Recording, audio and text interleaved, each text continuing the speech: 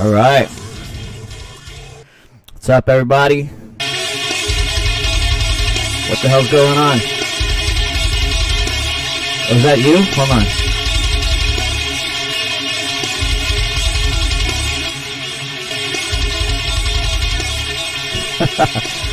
Do you have the Facebook Live on? All right. Do you have the Facebook Live on? What's up, everybody? Oh no, okay. The Facebook Live was on one of the feeds, so it was doubling up to all the sound. It's fine. I got rid of it. Howard Woward, all the way from Vancouver, BC, eh? How's it going, homie? How are you?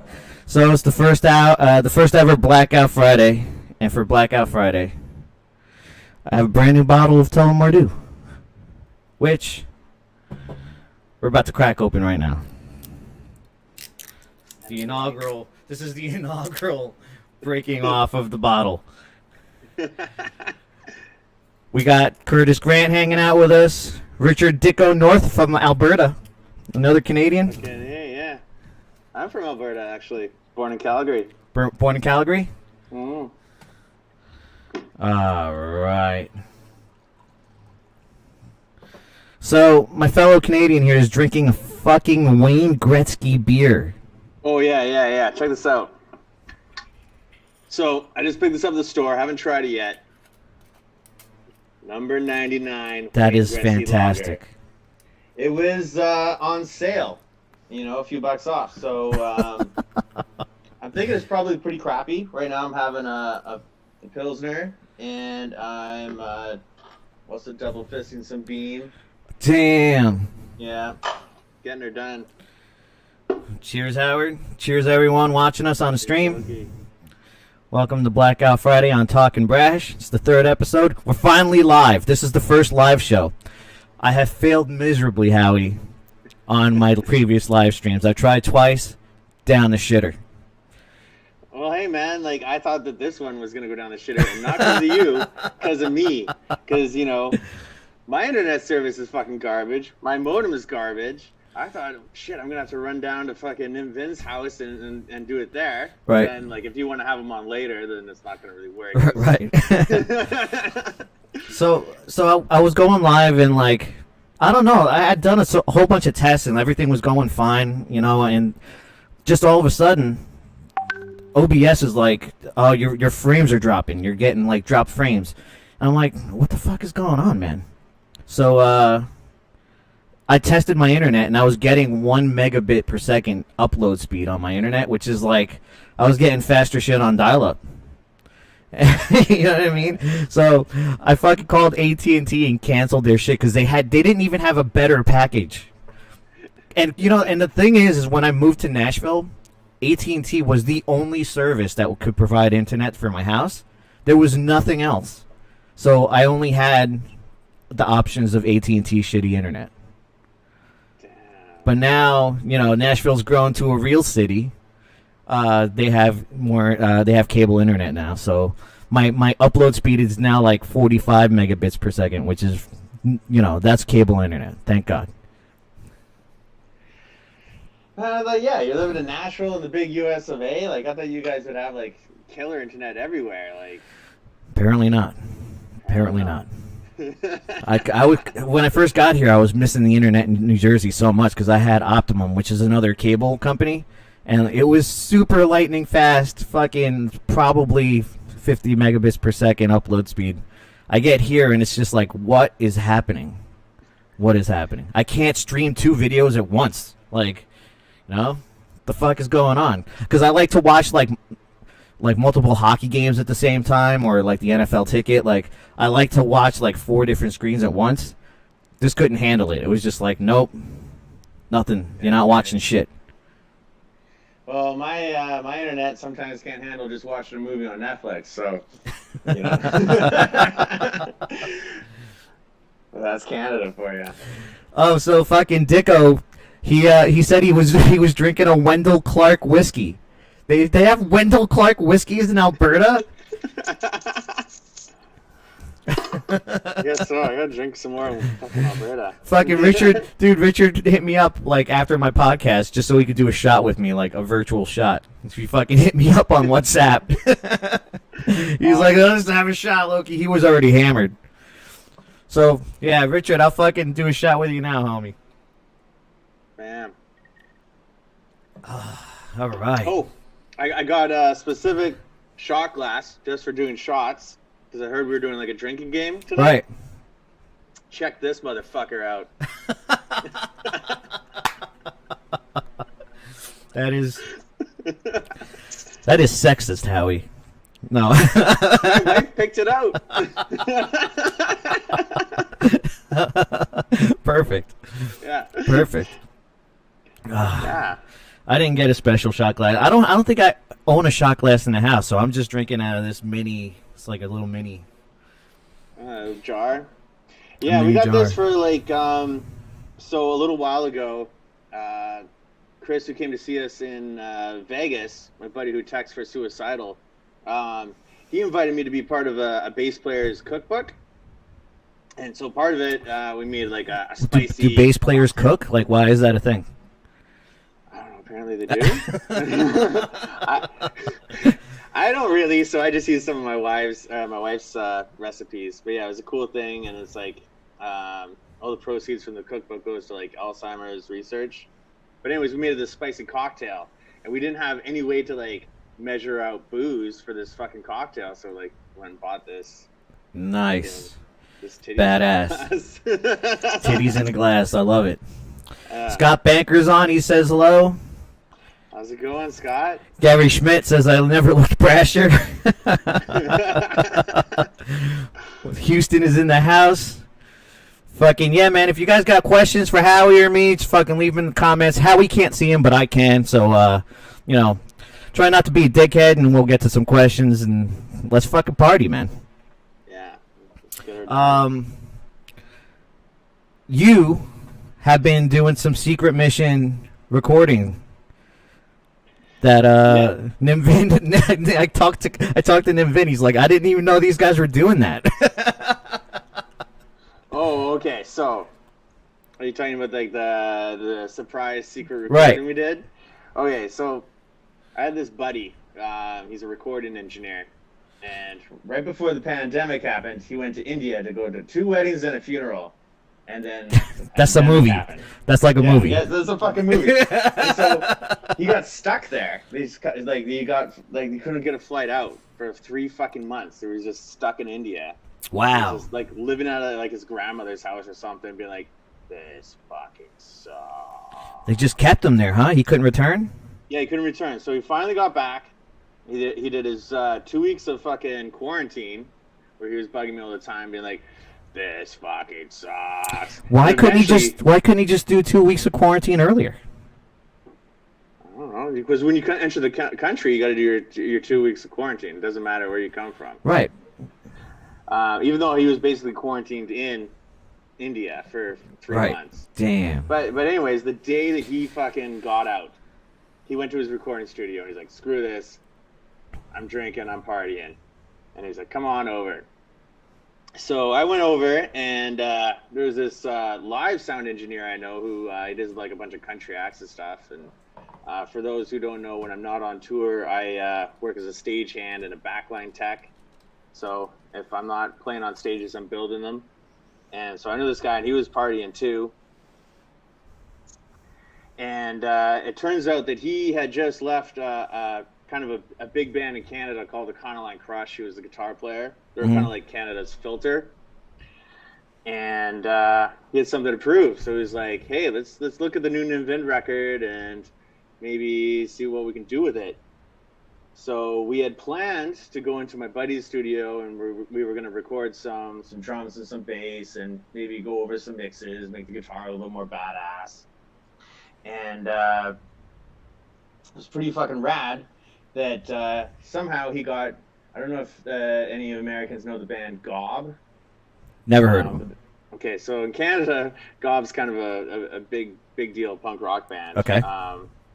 Their singer, he plays in Sum 41 as well. Gotcha. And so the drummer for that band was like, "Fuck yeah, I want to fucking play on this." So sorry, Adam, but this guy jumped on. Anyway, so we were gonna fucking. So Adam didn't play. Adam didn't play. We were Damn. gonna do another session with Adam. So, yeah, this other guy, and we were gonna do it at my buddy's studio. And Our friend Renee de la Muerte Garcia just jumped on and said he's saying hello. What's up, Renee? We miss you. He plays in the Brains, and he also Yeah. plays in Necromantics. Yeah. Yep.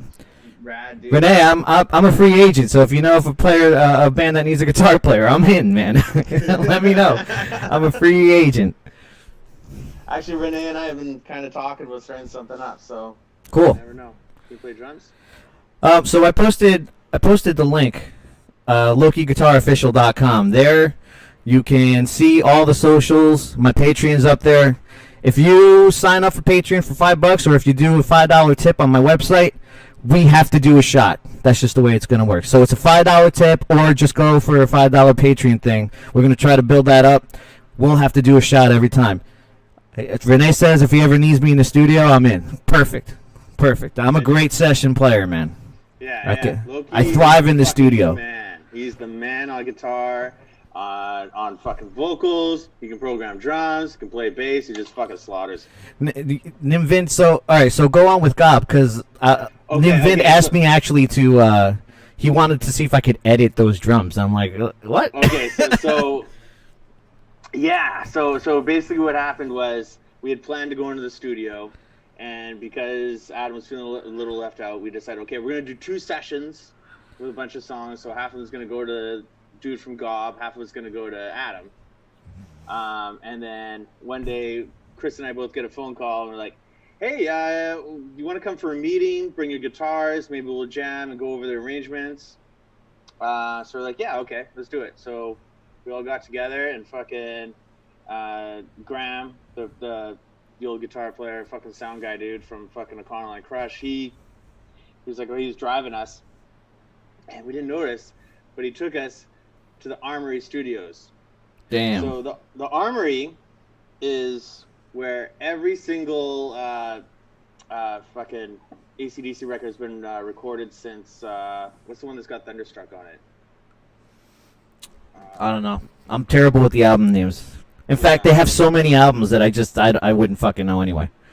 So like the last 10 right. have been recorded. You're right. Aerosmith's recorded there. Fucking Bon Jovi, Nickelback, fucking Van Halen. So it was that's badass. We were going there, and so they're like, yeah. So Gabe, he just. Our friend says Razor's Edge. I don't know if that might be true. Oh yeah, the Razor's Edge. Yeah. That's the album. Yeah. So yeah, we went in there, and they're like, well, Gabe really wanted his drums to sound fucking awesome, so he wanted a really good drum room. So he ended up tracking the drums for the songs here. And then they were like, so Howie, we still got some time, so do you want to track some bass in here? I was like, fuck, dude, I haven't even finished writing the bass lines to the songs. So you did it on the spot? Yeah, so I did it on the spot. I got some coaching from the Vins and from Graham as to like what to do, because like what I had originally planned did not really work out so well in some places. But yeah, it came out fucking fucking killer. But then it was like, okay, well, listening back, well, the drums need a little bit of editing, the bass needs some editing, and right. we're kind of just like, okay, what are we doing next? And so yeah, Chris hit me up. I'm sorry, Nimvin hit me up. I don't know what to call that guy. Is it just Nimvin? I go half and half. Half the right.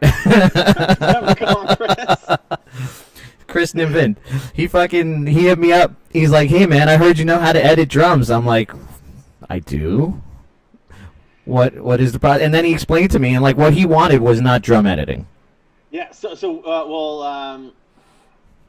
apparently the producer doesn't really believe in drum editing. He likes more of like a raw drum sound. Right. And Chris wants more of like tight, and I like it too, and that's what I want with the bass as well. Right. So they were kind of like button heads. I was kind of describing how the editing would go, you know, and I'm talking about taking the empty hits away from the snare so it doesn't bleed from the cymbals to the snare and the kick drum. All the empty spots you just fucking take out.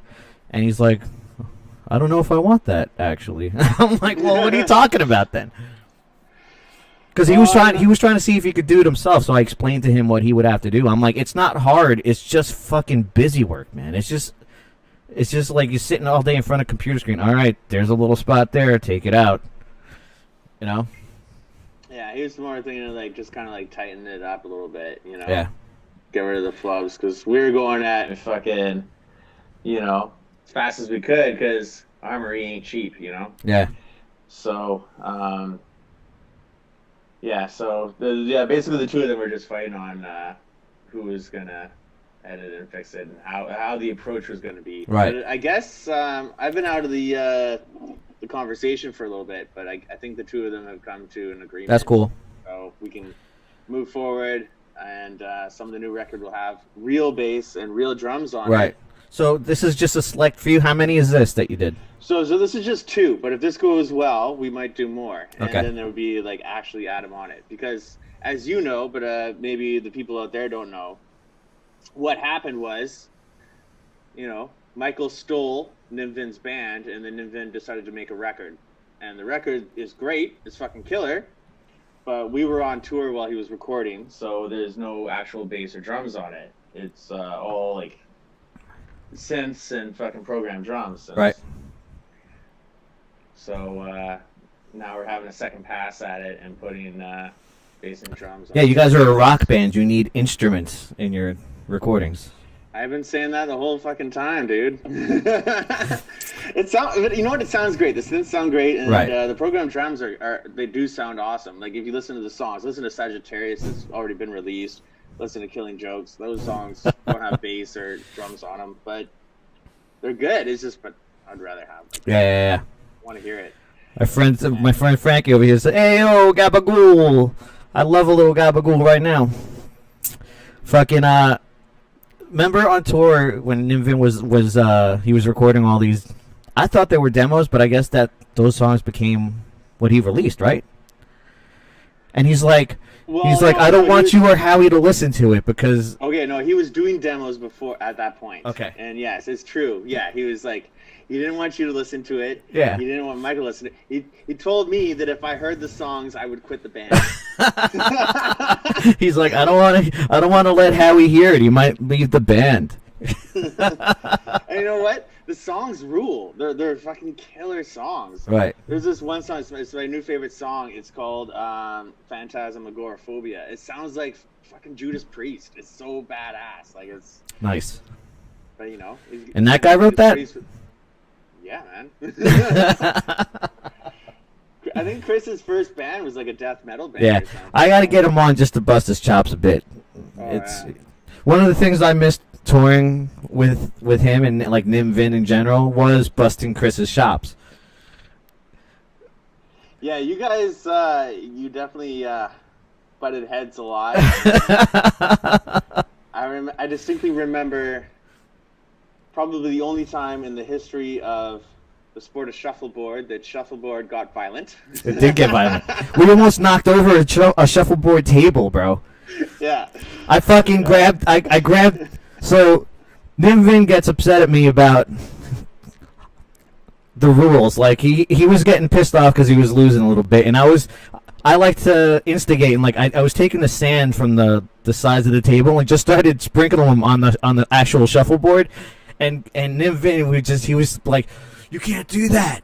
That's cheating." And fucking after a while, he walks over to my side of the shuffle table, and I told him to get the fuck back, and we had a little physicality going on, and I did like a single crotch leg grab, and I fucking picked him up on my shoulder, and he's like, Arturo comes over, is trying to pull Nimvin off of my shoulder. Nimvin's holding onto the fucking shuffleboard table, like And so, I was like trying to pull him off. Like so, Arturo and I were like, okay, you grab yours, and I'll grab mine. right. And so because Nimvin's being grabbed in the other direction, he's on the shuffleboard table. He's tipping it over. The whole thing is coming down, and finally, like, cooler heads prevailed, and we stopped. Yeah, good times. Right. Not like that time at Goolsby's cabin. Yeah, at his lake house. Yeah. Man, I didn't know that horror punk paid well enough to fucking get a lake house, but Right. but here we are. Goolsby's got those buku bucks from horror punk, man. He's he's on the next level up on the horror punk ladder. Yeah. We're just slowly backing musicians. Yeah. Goolsby will love you. But yeah, forever. So we had a couple days off, and we went. He was like, "Check it out, my parents have this super cool cabin. We could crash over there, like instead of getting hotels." And like everyone was off doing their own thing because it was a few days off. So it was me, you, Adam, Nimvind, and Goolsby, correct? Yeah, I think so. All right. Yeah. So we're like, all right, cool. This sounds like a great idea. We should go to the cabin and just spend the 2 days there. We got there, beautiful cabin. However, it was not lake season, so everything in the cabin was shut off. Like there was no running water, there was no electricity, there was no fucking anything. I think we found the electricity, how to turn it on, but not the water. And didn't we have to like take like a jug of water to like the toilet to like flush it or something? Yeah, we had to get jugs of water to flush the toilet. Fucking so I'm like, all right, this is not as ideal as I thought it would be, but whatever. I'm cool with this. Let's fucking go to the liquor store, grab a bottle of Jack. Let's fucking get some food and just fucking make the best of it. So yeah, it was pretty good. It was like camping, but like with like a roof, you know? Right. Like, it was camping with a roof, everybody. Yeah. So it was good times. So I started drinking way too early and drank way too much. And just the way me and Nimvid were the whole tour was I would just bust his balls. I don't know. His balls are easily bustable, right? Like, just his face. I don't know what it is about him. But, like, I just like going back in... Because he puts it back a bit. Like, he gives it, too. And I think that's fun. Like, the sparring of that, to me, is a great time. But I probably went too far because I was way too drunk. And I don't know what happened. We got physical... I must have went over there. He fucking got on top of me. He was like choking me out, and fucking it got way too physical. And I'm like, this ain't over. This is like we got split apart, right, by everybody. You can't fight in the house. So we got split apart, and I fucking walk outside the house, knowing full well that Nimvin is gonna follow me. So I walk fast enough where you can't see where I went, and I see him walking down the stairs. And I run over and I tackle him on the fucking grass, remember? And we tumbled down the hill. How can I forget? And so now I'm on top of him and I'm choking him out. I'm like, you like that? I'm like, you like what is giving back to you? And fucking Howie runs out there and fucking pulls us apart again. And somehow, there's not a scratch on me or Nimvind. Howie's bleeding. Yeah, I got a bloody nose somehow. The guy who's not even in the fight. Right. Yeah. Fucking Goolsby calls it quits. He's like, fuck this, I don't even want to see these people. And he puts himself in the bedroom so he doesn't have to deal with the drunk maniacs. Because me and you were pretty hammered. You know, Chris doesn't drink.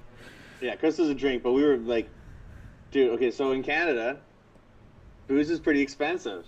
But I picked up at least a 30-pack of beer, and that would be $60 Canadian. But that was less than $20. That might have been $10. So yeah. We had a bottle of Jack, maybe 2 bottles of Jack. I can't remember. And we were out of control. We were fucking trying to steal boats. We were trying to steal golf carts. So that's what happened. So yeah. So here's what happened. We get pulled apart. Fucking. I'm like, all right, I should give some time, let situation breathe. Me and Howie start hanging out. And we're the drunk ones. And we're like, all right, let's just hang out here for a while. Look at that boat. There's Goolsby's dad fucking pontoon boat over there. We should take it out into the lake. Yeah, well, no, I think wasn't the first one. No, the first one was the pontoon boat. Yeah. Yeah. And we're out on there, and Goolsby wouldn't give us the key to it. Right. But then, So so we hotwire. So we're like, how do we hotwire it? We start fucking unroping the fucking thing from the dock. And I've never seen Goolsby run so fast outside. Like, he's like, what are you guys doing, man? Fucking, you can't. He told us it was a hole in the boat. I'm like, if there's... No, that was a different boat. Was it a different boat? So we gave up on the pontoon boat, and he had like this little fucking paddle boat. Right, the paddle boat. And we were going to take that out. And he's like, no. Johnny out from the crib, or Johnny up from the crib fever 5 took that out and sunk it. Right. There's a hole in it. I was calling all sorts of bullshit. I'm like, he just doesn't want us to take it. Yeah. I'm like, there's a hole in this boat. What does it matter if it's here or there? Like, there's still water where it's at. Like, it's on the water. Yeah. So, yeah, he didn't want us to take it out. So then we gave up on stealing boats. Well, maybe we tried, like, a couple neighbors' boats. And then we did try a neighbor's boat.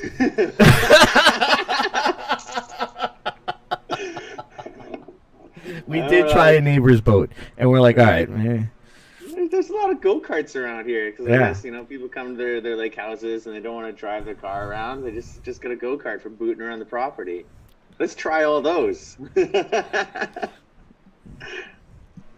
Fucking, yeah, we were looking for, like, keys. We were like, all right, maybe, is there a key under there? Is there a key in the ignition on this one? And we did find one with a key in it, but the battery was dead. Oh, yeah. And, like, that probably would not have ended well. If any of those go-karts had battery, it probably would have ended up in the lake. I was about to say, yeah. We would have put it in the lake. It definitely would have ended up in the lake. That was, yeah. You can't leave us unattended for 2 straight days. I'm starting to wonder why Goolsby considers us friends. Goolsby was not happy. Like, there's a certain look that he gives that I can't do, but Tracy does it really well. He's like, I saw it in the last podcast. Yeah. That was good. Yeah, he gets him down to a T. Yeah. There's a certain look that Goolsby gives you that I fucked up. I did something. I did something. Oh, man, Ghouls. That guy has the patience of a saint with me because I've done some things like, where was it? Like, I think it was in Phoenix. Like, so, for those who don't know, I kind of have this tendency to vomit. Yes, you do. A lot. And so I was in Mesa. I was selling merch for Ghouls after a show. I think he was up on stage with you guys, and had a bunch of people around me hanging out. Wanted to ask me about what's going on with Vin, asking about me and whatever. We're having beers, and then all of a sudden, oh man, something happened, and it was like was it all behind the merch, like right at the merch table? It was right behind the merch, and it was like that scene from Stand By Me, when the guy's telling the story, right? The lard ass drinks the fucking big bottle of castor oil and starts puking up fucking blueberry pie or whatever on everybody. I did that to Goolsby's merch. Wow. All over, and yeah, he had he was really patient about me for that, and then actually he's got a video of me like barfing in a bucket in a green room in Connecticut, my ass hanging out. I'm sure there's a whole lot more.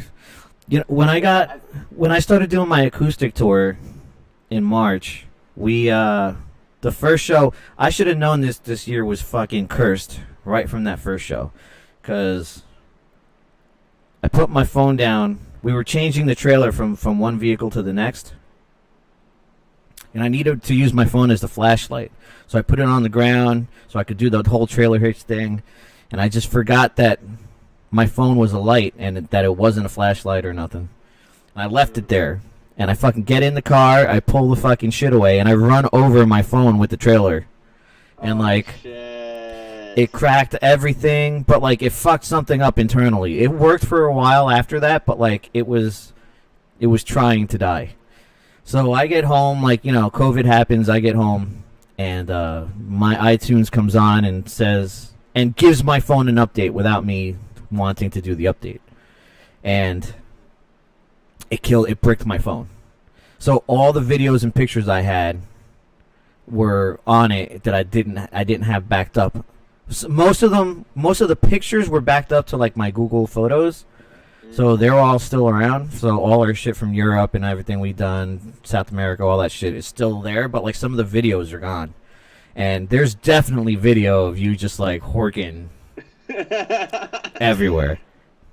Yeah. Oh, one time I harked in Nimvin's fucking guitar case. That's right, on the stage.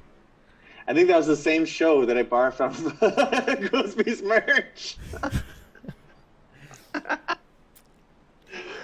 Yeah. I remember somewhere in South That was the same America. show. That was the same show. But you actually didn't get it into Nimvin's guitar case. It was just near it. Yeah, I was near it, and it was enough for Chris, who's a little neurotic, who Right. was like, fuck, man, you barfed all over my guitar in my guitar case. But yeah, I remember somewhere in South America, we played that. It was an old brewery or factory or something. They just tore everything out and they built a stage out of scaffold. Right. The green room was a tent, and I was barfing before the show in the tent. On the tent wall, and someone came in and was like, hey, are you okay? And you guys were like, yeah, he does this every show. If I could if I had $1 for every time either a sound guy or someone from the venue would walk past our green room right before we played and ask me if Howie was okay, I would be a rich man. I would be a rich man. Because before every show, he wouldn't throw up before every show, but he had this, coughing fit where it sounded like he was throwing up. And it was like clockwork, It was 20 minutes before set time, the wet, disgusting, sweaty clothes would come on, and just how he would start pacing, and all of a sudden it would just turn into, and that would just fucking go and go and go until it sounded like he was dying. Yep. And yeah, sometimes chunks would come out, and sometimes they'd come out after the show. Yeah. I don't know if it's a nervous thing. Actually, okay, so I used to think I've had this really bad cough, the cough that you mentioned. I've had it since I was 16. I was worried about you during COVID because I'm like, man, people are gonna think Howie you're public enemy number one. Yeah. Well, they're just gonna keep their distance. You know? Right. Social distance is safe with me, right? Stay away. You need to Yeah, be a but boy, the boy in the bubble, walk I around do in it those. when I brush my teeth, whatever. It's I had this fucking horrible cough, and I've had it since I was 16. And I thought, I was well, when I was a kid, my dad is a cabinet maker. I used to work in his wood shop, and so it's dust and fumes and whatever. Until I had a friend who was maybe it's a form of Tourette's or something. It's a Right. mental nervous thing. And it kind of makes sense because It's if you totally cough right an- before every show. It's totally a nervous thing. Totally a nervous thing. Yeah. It's just like Stan in South Park who barfs every time. Yeah. Hell yeah. Where were we in Brussels? Where someone filmed you throwing up on the stage, but then the crew was they were volunteers at that place that worked there. Yeah. And yeah, you threw up in the bathroom. They're like, your bass player is gonna have to clean that bathroom. Yeah. Yeah. I was taking a shit before we played, and it came up. So I was taking a shit and barfed all over the fucking bathroom. And then it was showtime, so I didn't have a chance to clean it up. So we run to the stage. Time to play. It's fucking awesome. Except I wasn't feeling all that great during the show. So I was running behind my amp to barf every once in a while. I remember, I think it was Dust to Dust. I was just Right. half the song I'm barfing behind this amp. But there's this girl with this pro fucking camera, and she's like, all she's doing the whole night is just like me, and she fucking had me. Like those, like she had somehow, like, even though I was behind the amp, she had a fucking sight line to me, and she got me, and she was just like, great. There's gonna be photos of me just fucking spewing chunks. Yep. All over somewhere. And you were still. Howie can't see the messages, but I will relay messages to Howie. Okay, people asking me if they can see. One of the most amazing things is that you don't stop playing when you're throwing up on stage. We were mid-song, and Howie's just like, he turns around, he tries to like hide it, like throw up behind the amp, but like there was no hiding this, But he doesn't fucking miss a note. He's just fucking playing the song, throwing up. Who does that? Well, I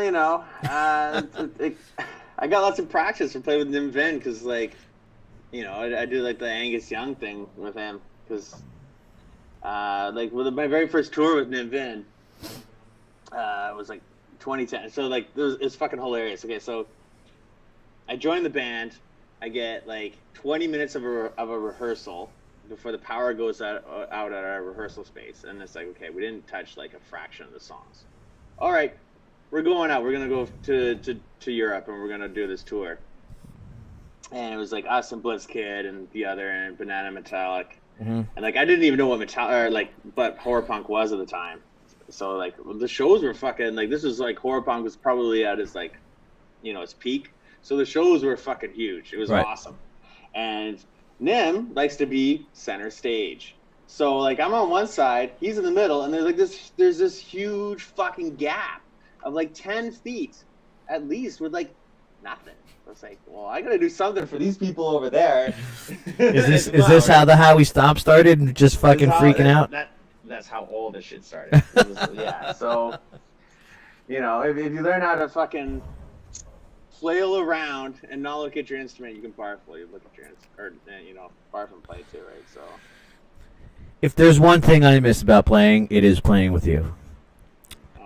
Like, being on the other side and just fucking like, shit, Howie's stomping all over the place. I better fucking start doing something. I better start doing something. Like, the only times when I wouldn't do that is when I couldn't hear the monitors and I really had to concentrate on the kick drum and stuff like that. But for the most part, I would try to let's fucking jump around and be an idiot like Howie. it's fun, Right. Bring something to the show. Like, it's not a record. You want to make it sound tight and do that. And do that. It's just, but the thing is, like, who wants to see a band where they're just like, yeah, sure. Or like, that's the thing about like, where'd you learn that dance move? Can you do that again?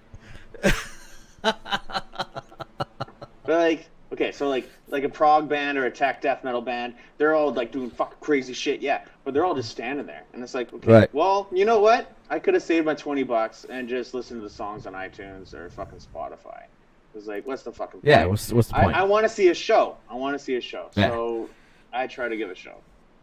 I think we were giving her. Yeah, we were. We were giving her. There was our fucking sweat and puke everywhere, fucking. Yeah, and blood. And blood. You're a bleeder. I'm a bleeder, yeah.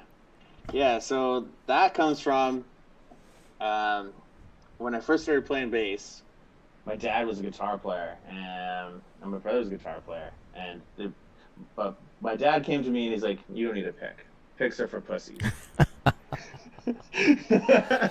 So I was like, okay. Right. So I just played with my fingers, right? And I got really fast with my fingers. Like, I played fucking lightning fast with my fingers. I wish I could play that fast anymore. I don't even think I can play that fast with a pick now. But so, like, my picking technique took a major, like, it was in the background. I never really focused on it. And then joining Invent, Chris always was like, no, fuck you. You're playing with a pick. I want that tone. So my technique is terrible. Oh, he wanted a little bit of that. He wants the attack, right? Yeah. He wants the fucking sharp attack instead of like the warm round fingers. So when I play with a pick, like I hit my fingernail, then the pick, then my thumb.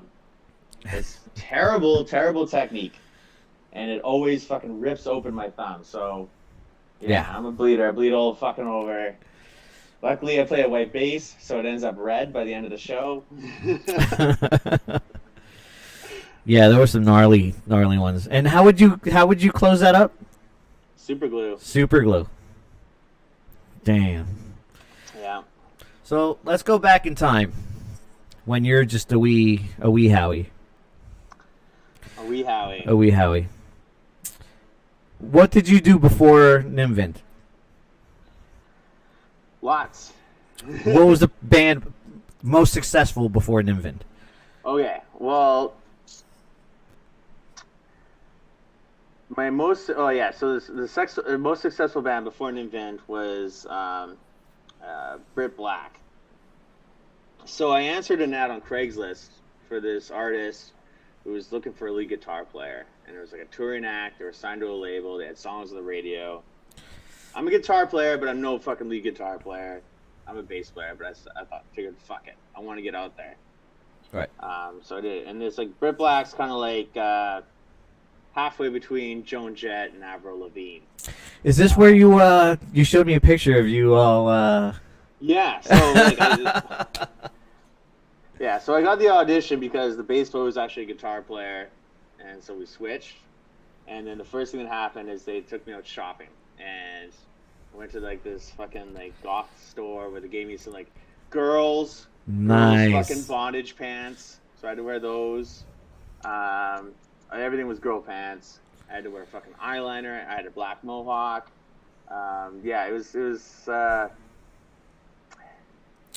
It was something. We've all done it. I probably shown you pictures of me as a goth kid.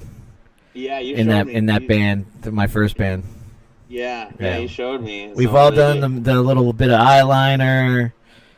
You know, my thing was like, I had to make sure that I did it shitty, to make.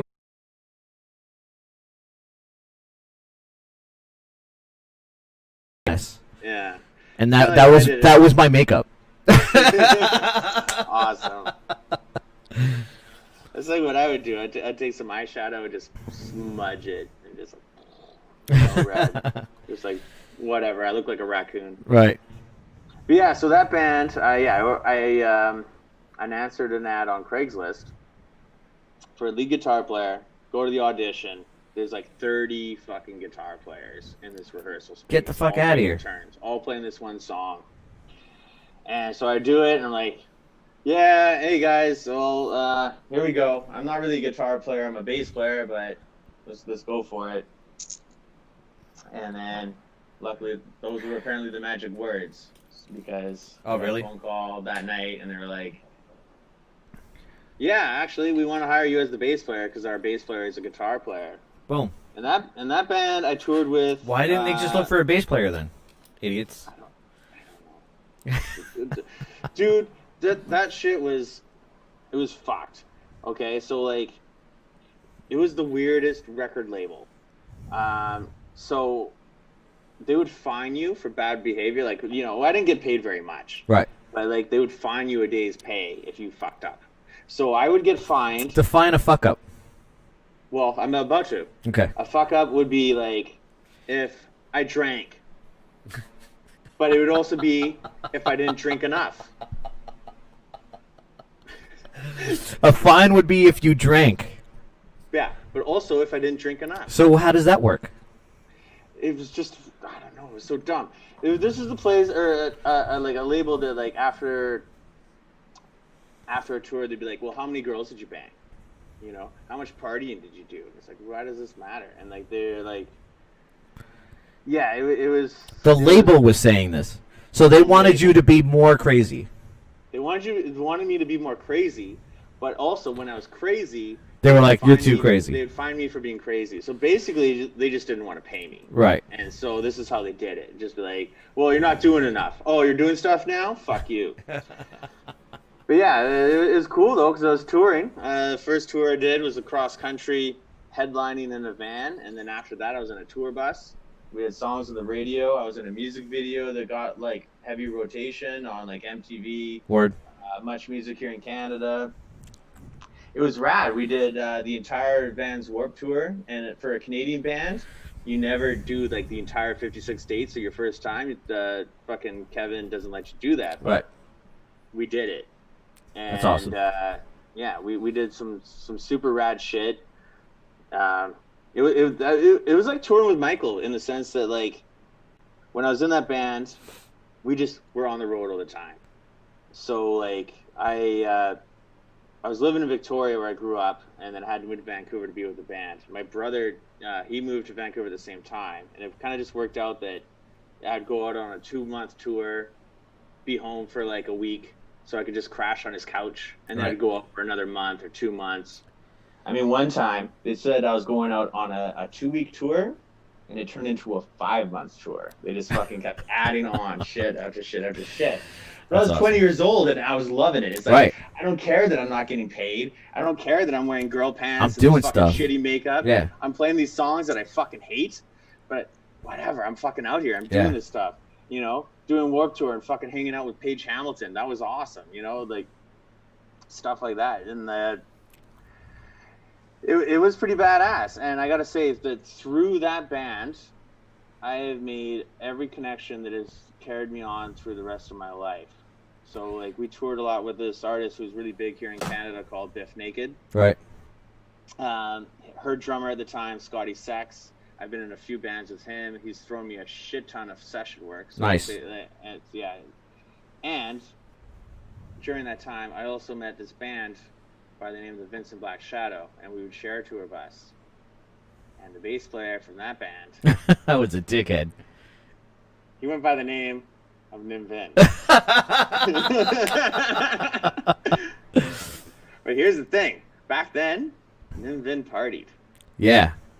He fucking partied. And he does. And this is amazing because like since I've known Nim Vin, he does not drink. He does not party. He'll hang out because I think he likes to watch us party. But like he won't do it. No. But apparently it's because he was a fucking maniac back then. Dude, I don't think he'd even be alive right now. Right. I don't think I've ever seen a bigger party animal than Nim Vin back in the day. Like, I am upset that I didn't know him back then. I think we would have gotten along better. I actually remember watching this video. So recently when we did like we've been doing this thing called like the 1 cent EP, where the songs change all the time, and we reworked some old Mr. Underhill songs. So I was trying to figure out like, okay, well, how does this song go? So I found like an old live video of Chris playing it, and he like borrowed this guy's like beautiful Les Paul Custom, like, and it's like this vintage thing, and just like he's just playing it all wasted. The thing fucking drops. Like, no way. Smash! This other guy's fucking thing. Yeah, this other guy's like fucking $4,000 guitar, and he's like, "Oh, sorry." Like, dude, okay. Like, I remember like him and I, or one place, I think in Columbus. Like, I jumped behind the bar of this venue, and I like, start throwing shit at him, and he's throwing shit at me. We both we tackled our tour manager. You tackled him? We tackled him. We beat him up a little, roughed him up. We also like. So at the time... You say it so nonchalantly. Was it just like a thing that happens? It happened all the time. Gotcha. Our publicist at the time, was Ricky Zazula, Johnny Zazula's daughter. Right. Johnny Z is so that's how that all happened? Well, he managed, and he was working with the label. So gotcha. We all knew him, but we also knew her. She was working part of it. But yeah, for those who don't know, Johnny Zazula is the guy who discovered Metallica, Anthrax, Ministry, Testament. All the greats. Yeah, all the greats. Absolute legend of metal. And so we decided it was a great idea for the both of us to pants his daughter and jump on her. And like, I remember one time we were on Warped Tour. Chris woke up in the hospital. Didn't know how he got there. He had to escape from the hospital. That's right. I remember hearing this story.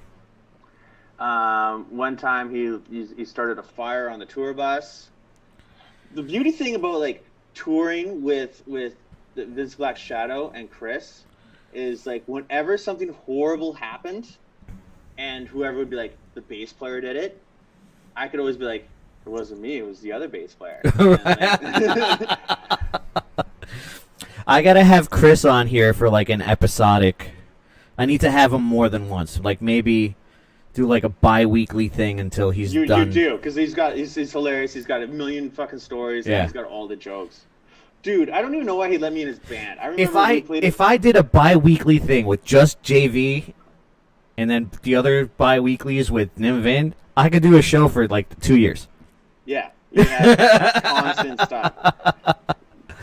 Vin fucking rules with this shit. Yeah. Dude, I remember one time we played a show in Buffalo, and he was like hitting on some girl, and I was 20 years before I met my wife, if she's watching, but yeah, and like he was like a little bit older than me. I think he was like 5 years older or 6 years older. Anyways, he's hitting on her, and I just like grab her. I'm like, he's 30. Let's go. and just stole her from him. And like, yeah, I was kind of shitty to him. Like, I'm surprised he let me in his band. But yeah, like part of like somewhere along the line. I think he likes the abuse. Maybe because he likes me. He talks to me still. Maybe it's because like he's the oldest brother, so he's got like the two brothers that he abuses. So maybe it's sometimes nice to like. Right. Get it back? I don't know. I don't know. But like, oh man. But yeah, anyways, like somewhere along the road, he was like, hey, by the way, I got this other band called Nimvent, and he gave me a copy of Fashion of Fear, and I'd never heard anything like it. So, was he doing that he was doing that with his brothers or on his own or what? He was doing it with his brothers, yeah, so... Because his brothers are also in Vincent Black Shadow, right? Yeah, so basically what happened is he had a band called Mr. Underhill. And his brothers were the band. His brother Rob was the bass player, and his little brother Tony became the drummer. They had other drummers beforehand. Right. But eventually, I guess they kind of got tired of Chris's shit, and they were like, fuck you. And so they started another band. So that's how crazy Chris was. Yeah, his brothers left him. No wonder he stopped doing everything. Yeah. Oh, dude, he had to. He had to. Oh, dude. Oh. Go ahead. Okay. Well, this kind of derails from the other shit, but yeah, like. Let me get there. I gotta tell you. Yeah. So Anyway, we got time. Okay, so first, basically his brothers left Mr. Underhill and started this other band, Vincent Black Shadow, and they're super good, and they did fucking great, right? They did a shit ton of touring, they were playing big rooms, and they were awesome. And so eventually Chris joined as a bass player, and they went on, and then at that same time Chris did an event, and Tony, the drummer, he would come help in the event. Robbie, the old bass player from Vincent Black Shadow, the bass player from Mr. Underhill, he became the guitar player, main songwriter for Vincent Black Shadow. Okay. He would record on the records, but he wouldn't do the tours. So they had another guy named Joseph Blood. He would come in and play bass on the tours. And that's how it was up until I arrived. But yeah, I think, okay, I'm going to go back to that story now. Hold on, before you go hit the story, Dicko, our friend Richard Dicko, he says, tell him there's a wing joint in Grand Prairie that has a wing sauce that's 4 million SU. I'm down. If he wants to try them, he's welcome to crash at my place, but he has to clean up the toilet or any puke messes. They're in fucking Grand Prairie. My cousin lives in Grand Prairie. So look, bam, you've made a connection. And then he asked if you ever run into Britt Black still in Vancouver. Yes. Is that awkward? No, it's awesome. Yeah. So last time I saw her, I was guitar teching for the Black Halos, and the Black Halos played a couple shows here in Vancouver at the Rickshaw, and she came and hang out, and it's great. It's always great catching up. Kind of reminds me that she invited me over for a barbecue, and it never happened. No, we're still buds. Right. That's so awesome. We're amicable. What happened is she was dropped from the label and the band kind of broke up. Right. And that was that. And then Did joined she? another band. She continued in music. She did for a while. She joined a band called The Licks, which is like an all-girl Canadian band. Yeah, and then eventually I think she just stopped. But like she was in it for a young age. Like her dad was the one who ran the record label, right? So she was around music forever. She was in like a teen pop punk band. They were a one-hit wonder here in Canada. They had a song called "I'm Afraid of Britney Spears." It was awesome. And then she played guitar for Biff Naked for a long time. Oh, really? Yeah, so she had a pretty good, nice, like music career. You know. Awesome. Yeah, like she did a lot of shit, but I guess eventually she wanted to try something else, and yeah, so I see her around every once in a while, and she's rad, and it's great to see her. I wish I could see the other guys in the band, but I haven't heard from my old drummer in years and years and years, and the guitar player, he moved to like buttfuck Northern Ontario. So. Right. So we're my friend Jason says hello to me. What's up, guys? Memphis in the house. I'm getting sent pictures of people drinking with us. Like they have us in the background and like with a bottle. Awesome. Well, I'm glad to know that I'm not the only one fucking getting tanked. Yeah, no, I'm getting tanked too. Like I'm already a little, Yeah, I'm feeling it too. Little sway. Like, someone also asked me about the Calabrese Boys, and yes, I do know the Calabrese Boys. I played with them several times, especially during the Darrow days. We played a lot, and I know their dad died, and their dad did a lot for them. Really an integral part of how they became a band, like super tight with their dad, like a family operation. So my condolences go out to the Calabrese Boys. Fucking, they're good dudes for them. They're just yeah. I didn't know he passed away. That really sucks. Yeah. And, my condolences to those guys too. Because like I know those guys, they used to write Nimvent, and I think they toured with Nimvent before my time, and right. They would tell me stories about how much their dad was like really involved with it, and like basically Calabrese wouldn't be a band if it wasn't for their dad. Like, and it's a weird, it's a cool thing because like that's the opposite of my life. Like no one supported me to go into music, and like their dad was such an integral part of their operation. So it's a big loss for the Calabrese Boys, and like I definitely do condolences and a shot to them. Yeah, for sure. All right. So we continue. Okay, so I'm sorry that I'm a little like all over the place. It's all good. I'm better at being the person who the story's about rather than the storyteller. You're doing a great job. Listen, we're an hour in already. You know what I'm saying? Oh, yeah. Wow. Shit. Okay. This is what's been happening to me lately. I'm like, oh, I'm not good at talking, and then like an hour goes by. I'm like, we're just getting started. We're just fucking getting warm here. Yeah, we could probably do this for like 5 hours. Right. I haven't even gotten into the Wayne Gretzky beer yet. Right. Damn. Yeah, I should probably do that. Oh yeah, this one's almost done. So I think I'll tell the sobering moment for Chris, and hopefully he doesn't kill me for this. Right. Is this still in Vincent Black Shadow, or is this after? This is Vincent Black Shadow. He was sober by the time I joined him. Gotcha.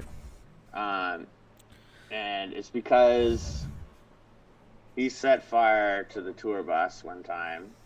Knowingly or unknowingly? He was trying to piss off the singer of his band. He did a pretty good job. Listen, I know for a fact that there are a lot easier ways to piss off the singer of your band. Yeah, he did a fucking monumentally great job. And so then he gets a phone call from Marcia Zazula. Marcia is Johnny Zazula's wife. Right. And she says, listen, the last person I had to fire from a band was Dave Mustaine, and you're known Dave Mustaine. Yeah, huh? Yeah. Ooh. Damn. And now there Chris you go. has fired me from the band. Yeah. I'm a free agent, guys. Yeah, but so that's it. And then yeah, he cleaned up his act. He's got something ridiculous like 15 years sober, and he masterminds and finds a way to like make all these tours happen, and it's super rad. And he also puts up with us being absolute maniacs out there. Yeah. Yeah. Yeah. Actually, so he remember like we were talking on WhatsApp right before, and he's like, "Oh fuck, I wish I could drink just so I could try this Wayne Gretzky beer." Right. And also, he would be like, "Oh man, if I was still drinking, we'd be having early times." Early times. Early times. Yeah. So Nimvind has had a obsession with early times whiskey because he loves Cormac McCarthy, and in one of his books, he mentions early times. Right. So we were hunting for that shit to give it a go on his behalf. And it was actually Scott Banker who found a 2.6, or like you call it a fifth, right? A fifth. Like, yeah. This size bottle. Right, it's a fifth. Yeah. Yeah, and it was actually pretty good. Remember we walked into that place and they had an early times fucking banner? Or were you not with me for that? Like, I walked into a liquor store and they had a whole early times advertisement, like a big cardboard cutout for early times. I don't think so. I remember like taking a picture of an ad, but like if it was in a liquor store, we would have been able to buy it. Yeah, no, they didn't have it. They just had the advertisement. So that maybe that was it. Yeah. Right. Yeah, we sent a picture to Chris. Yeah. Yeah, it was great when we finally got to try it, and it was actually fucking good. It's really good. I thought So, all right. So Nimvin sets the bus on fire. He gets kicked out of Vincent Black Shadow. What prompted you later? Because like his brothers were in Nimvin, right? Like his brothers were in Nimvin, and his brothers were in Nimvin even when I joined. Right. So from the second he showed me Vincent Black or the Passion of Fear, I was begging him to be in his band. I was like, "Let me be in your band. Let me be in your band." And he's like, "No, I got a bass player. You know, I got Joseph Blood." And it didn't matter. I just fucking nagged him and nagged him. And then eventually, Nimvind played Summer Breeze in Germany, like this huge metal festival, and it was for the first time. And the bass player is actually not a bass player; he's a guitar player. And he quit after that show. He was kind of like, I guess he was shaking in his boots and be like, "No, dude, if you're gonna be doing this kind of stuff, you need a real bass player, not a guitar player." Who the fuck quits then? I don't know. But you know what, dude? He plays guitar in a band called Ben Sinister. They're managed by Mike Portnoy. They do fucking killer. Nice. So him quitting worked out pretty good for him. And right. Now he's actually getting to do what he loves to do, right? So it was a good move for him. When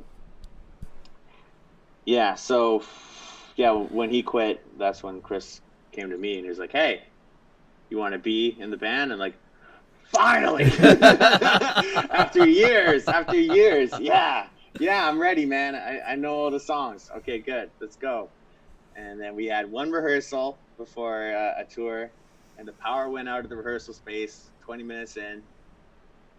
And then next thing I know, I'm on a plane with these guys, and Chris is quizzing me, "Hey, do you know this song? You know this song?" And I'm like, "Yeah, I think so, maybe." What year is this? 2010. 2010, okay.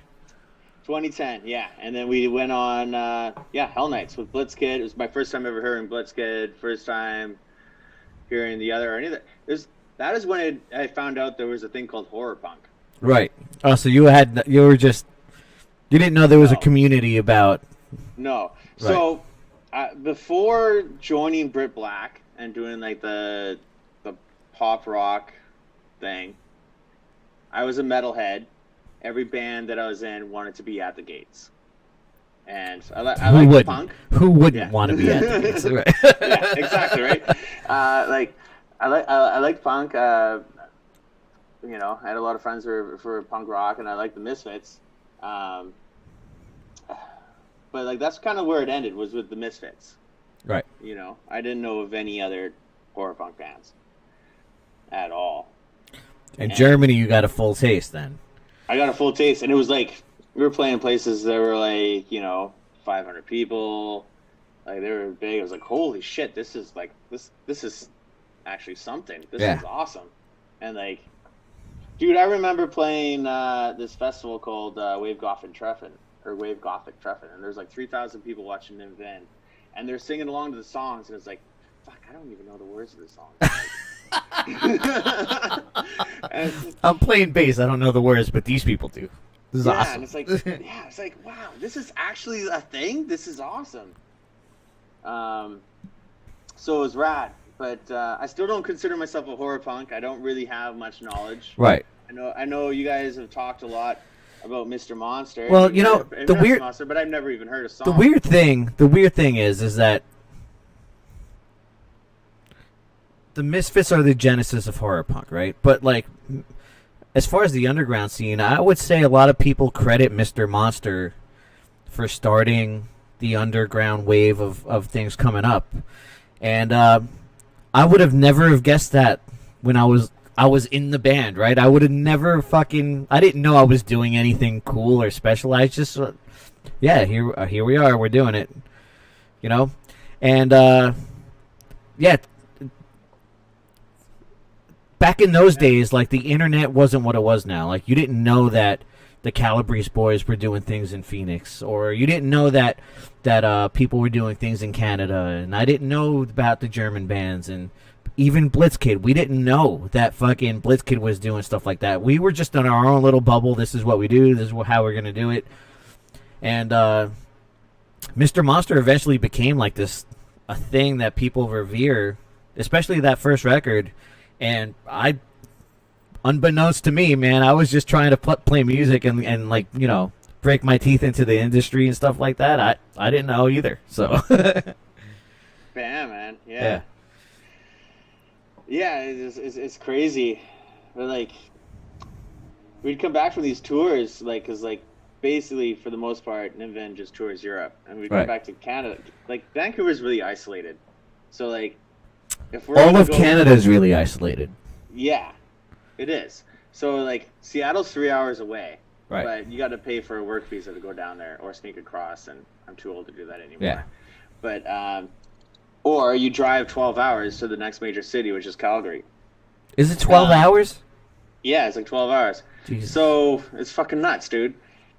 So we were like really isolated here, and like whenever like after that first tour, and I was like, you know, trying to talk to people about like, you know, horror punks, you know, these bands. People like, oh, I hear this shit. What the right? What the fuck I don't know what's going on. What the fuck are you talking about? You know, like at the gates? No, that's not them.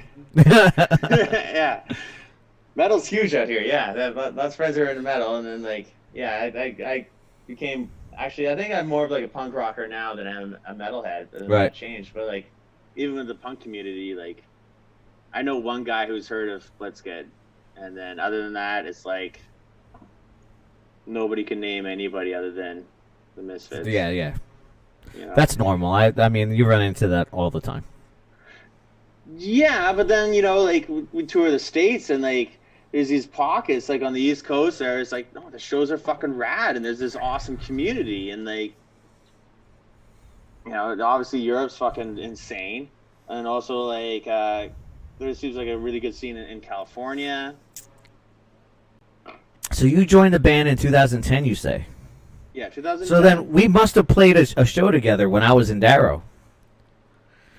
No, because the first time I ever heard Darrow was when we did that tour. Where's Michael, Ghouls, and Vince. And we played in New Jersey. We played a show. Darrow and Nimvin played a show together at the Brighton Bar in New Jersey. So that was the tour that. So before Adam joined the band, Chris is dual citizen. He's both. His mom's from New York and his dad's Canadian. And his brother was a drummer, right? So the same thing. So they never ever wanted to cough up for a work visa for me to or a tour. Oh, so you weren't a part of that. I Well, they always wanted me to sneak across, and I did a couple times, but they wanted me to. Don't say that too loud. I did. Anyway, we're like Fox News right now. This Right. is fucking entertainment. It's entertainment. It's not the truth. I've never heard that. That's actually pretty good. Anyway, keep going. Yeah, that's like but so they wanted me to sneak across to go do Ghouls Nights Out and a bunch of shows, and I was like, no, the risk is too much. You've got me doing this too many times, and I'm gonna get busted.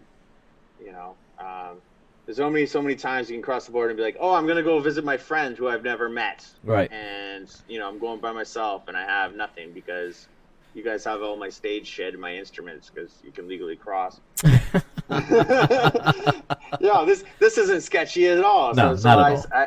So I said no, and then Goolsby filled in for me, which is funny because Robbie, the like OG bass player for Nivint, flew out, and instead of playing bass for Nivint, he played guitar. So Goolsby was playing bass, and Robbie, the actual bass player, was playing guitar. I don't remember Goolsby being part of that show. So did He you? was. Did you never play in New Jersey with Nivint? Not until the tour where you brought us out. Get the fuck out of here, really. Yeah. We did a bunch of stuff on the West Coast. I'm being corrected right here. You're referring to the Darrow show in Long Branch. Goolsby was playing bass, so I just misremember, or I might just be drunk. Fucking so Goolsby did play bass for Nivint. It was a Long Branch. It was Brighton Bar though. That's the name of the bar, Brighton Bar. I don't remember Goolsby playing bass for them. But yeah, that could just be because I'm an asshole. No, yeah, he definitely did. Apparently, he did it on like basically no notice. Right. And So he probably did the Goolsby thing where he turns the volume down and pretends that he's playing. yeah. Apparently, he. I'm just kidding. Goolsby, I'm kidding. I'm kidding. Goolsby, I love you, but I heard that maybe there was a couple songs where there were some flubs, buddy. Right. My friend Ren is saying. My friend Ren says, I remember Blitzkid played Saskatoon, Saskatchewan at an 800-ish person venue, and only 40 people showed up. But listen, what do you expect in fucking Saskatoon? In fact, I've talked to Goolsby about this. It was supposed to be like a private party, no? Like someone... Oh, that was like I remember, yeah, he told us the story about Yeah. like how they got flown out there and they're like, okay, we're gonna do this, and it was Yeah. weird. Like the kid who booked them didn't... Was it you, Ren, or... It could be you. So they got booked, they got paid, they got their flights taken care of, and they're like, listen, I don't care that no one knows you up here, but you need to come up here. And so they did. Yeah, well, that's how you get more people to know who you are, right? Yeah. You got to road dog it. Ren said it wasn't him. Our friend Gary says Bobby got fucking straight hammered and passed out in the back. Bobby who? Blood Feast? Jason showed up too. Mikey Wasted wasn't an official member. Yeah, no. I don't think Darrow ever had official members because of me. I would never let someone know they were an official member. I would just string them along like, now you got to prove yourself. And like just for years, they were like these non-official members because they had to prove themselves. Hey, dude, I think I was the same way with Nivint. Like, Chris would never say I was in the band. Hell, okay, after I joined the band, Chris recorded Saturday Night Santa songs and released it. Right. I didn't play on that. You didn't play on that? No. The first time, I was in the band. Is that his at brother? point. Yeah, it was his brother and also him. Because, like, Chris is a damn good bass player. Yeah, my first recording with Nim was, like, with the 1 cent EP that we've been doing during the pandemic, and hopefully now the new record, because Right.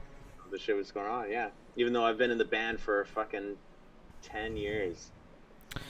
Nimvin doesn't know this yet, but I'm the new member of Nimvin, so. We've been talking about that. You might actually be the new member of the band. I'm in. Yeah. All right, so all right, you're in the band, but you're not in the band. You're coming to America, kind of, and not. You go to Europe. So did you record on a record yet or no? No, well, we have recordings now. Right. That will maybe make it to the new recording. I hope, or to the new record. I hope so. But yeah, no, But up until that point, you really hadn't recorded anything. nothing. Okay, so I've made records with other bands during that time. right. Were you guys super active between 2010, 2000? When did we started doing stuff? 2016 or 17? We've toured every year. Right. And yeah, we've toured across Canada. We've done little dips in the States. Not a lot in the States. Lots in Europe. Yeah, we have been super active, except for 1 year. 2012 was the only year we didn't do anything. Other than that, yeah. So yeah, like we've definitely been out there. Fucking A. So, all right, so let's skip ahead now to when we start doing stuff together. All right. What was your impression of what was happening? Like, did you think? Because we had to jump through a lot of hoops to get you guys in. There was this, it was tricky to get you in. So, what were your impressions of like even doing what we were gonna do anyway? Like the first tour. Yeah. Well, the original, like the first tour was it was actually the Canadian tour. Right. And you guys played for Goolsby. Yeah, and we were used to that because I heard that it was actually Chris's idea that Goolsby just used like whoever's band, right? His backing band. I don't know if that's true or not. They had done it a few times already. Yeah. Yeah, done it a few times already. Okay, yeah. Well, no. Obviously, but by that point, we had done it a few times with Ghouls, and right. Yeah, I know the Crypt Keeper 5 had done it a bunch of times, and also like Emilio from Stellar Corpses had jumped in, yep. Noah from like Shadow Windhawk had done stuff. But I had heard that it was actually Chris's idea when Ghouls was starting the band. Either of them to do like a regional thing, right? Like a regional band, like kind of like the band that you played for, Green Jello. Yeah, just like Green Jello, right? Kind of like so apparently, yeah, that was his idea, but they can yay or nay that. Yeah. But yeah, we'd done that a bunch of times in Europe with Ghouls. So by that point, we were like, okay, it was just kind of exciting to actually play Canada because it's Canada's very big and very expensive to travel across, so we don't usually get to the East Coast. Well, that's not even the East Coast, but like Eastern Canada. Yeah, because right? Eastern Canada, like for people that don't know, like the cities are way more compact. There's a lot more going on. You could play a good 10 shows from, between Ontario and Quebec. You could play 10 shows in 2 weeks. Yeah, you could do a lot. So, like for instance, when I was in Brit, they actually moved us out to Toronto for like a month, right? And they just had us like play around Southern Ontario, and it's like that's totally feasible. It's not the case in Vancouver. So it was exciting, but like it was kind of like just like par for the course. Like okay, yeah, we're gonna be Ghouls' band. You're gonna play guitar. That's cool. And like opening for other people, like dude, like Nimvan's opened for so many people. We toured across Canada, opening for Gary Newman. We've toured with Filter. We've played with Steel Panther. We've played with Skid Row. Like we've done a lot of fucking shit. Damn. So wait, like Skid Row, Sebastian-less Skid Row. Yeah, Sebastian-less Skid Row. Right. Okay. And that's when I found out that Snake was also on Green Jello. He didn't want to admit it. And it's like, I heard you're in Green Jello. And it's like, no. No, because, like, I'm in Green Jello, and I was talking to Bill about it. And it's like, oh, yeah, okay. Fucking, there's a lot of people that live in Nashville now, and Rachel Bolan is one of those people. Oh yeah. And just, you know, one time where I'm in Kroger and like going down the aisle and like Rachel Bolan walks past me with a shopping cart, I'm like, that's Rachel Bolan. Like that's you know what I mean? Like, and it turns out it was Rachel Bolan, dude. He lives here now. I saw him on a DJ night. He like did some lame DJ thing where he played shit off his fucking computer, his laptop, and that's DJing now, by the way. You just fucking bring your laptop, play some songs, you're a DJ. All you need is like a flash card or something. Yeah.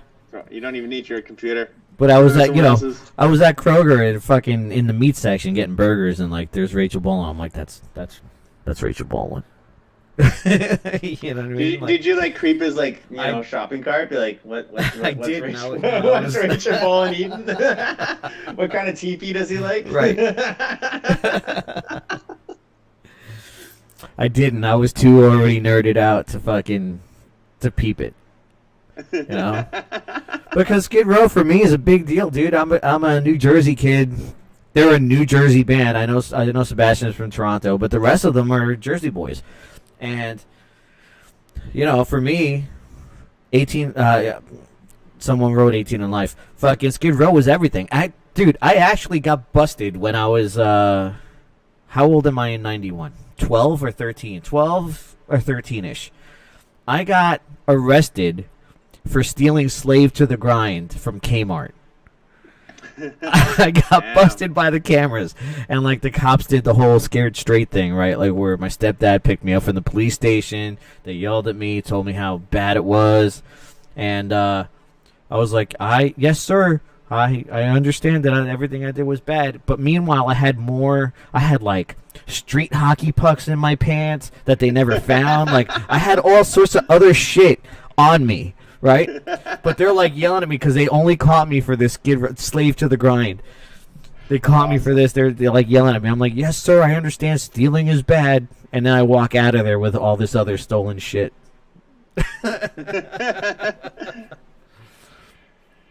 Damn. Yeah. So, you know, Skid Row's a big thing for New Jersey boys, man.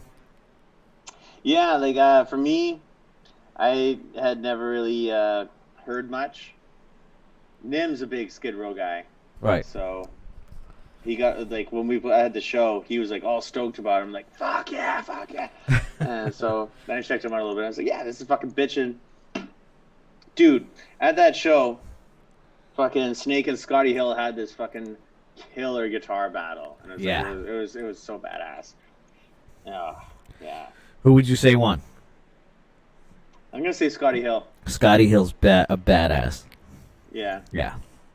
Snake plays faster, but Scotty Hill is tastier. Yeah. That's pretty much how I sum up those two. And it's why they work so well together, because they have these crazy thrashy parts, lead parts, and then Scotty Hill's he plays with the bar a lot, which is amazing. So yeah, that's why it works so well. Yeah, it reminds me of like Maiden, because like I'm a huge Maiden guy, right? So you have Steve Murray, who's like melodic and fucking fast, and then you got Adrian Smith, who's like more rock and roll, and like the contrasting voices, they just work so well. I just love it when you listen to a record, and it's a 2-guitar band, and you can tell like around that who's fucking pulling the solo. Yeah, I love that. Fucking someone's asking me if Nimvin's gonna come on for the Friday night dad joke of the week. So we got to text. We got to hit up Nimvin. Yeah, we got to get him out. He's probably. Is he working? No, he's not. He's not working. All right, let's call him. He texted me being like, "Fucking, there's a big game tonight," because it is. Oh, the Canucks and Blues. Yeah. And if Canucks win today, they go to the second round. What's happening? Dude, we're live. We're live right now. Are you? Yeah. So you want me to say a lot of like horrible, insane shit right now that I just thought of in a nightmare last night? No, but I did promise people a Nimvin dad joke of the week. Nimvin dad joke of the week. Hold on, Howie. These aren't dad jokes. Can you? These aren't dad jokes. These are rad jokes. Rad jokes. Howie, can you hear him? I can hear him just fine. Perfect. All right. So, all right. So they're not dad jokes. I'm sorry. They're rad jokes. Can you give me a rad joke of the week or no?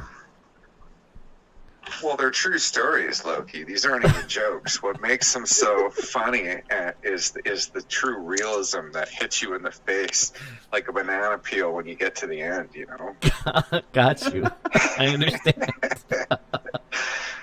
Yeah. So, here I go. Are you watching the game right now? I have it on pause. I'm watching Philly versus Montreal. You can't have it on pause. They're live games. No, I have Game Center, so I start from the beginning so I can watch it at any time. Gotcha. I don't live on the same schedule as anyone else. Right. So No, I don't even know what day it is half the time. I just go look it up.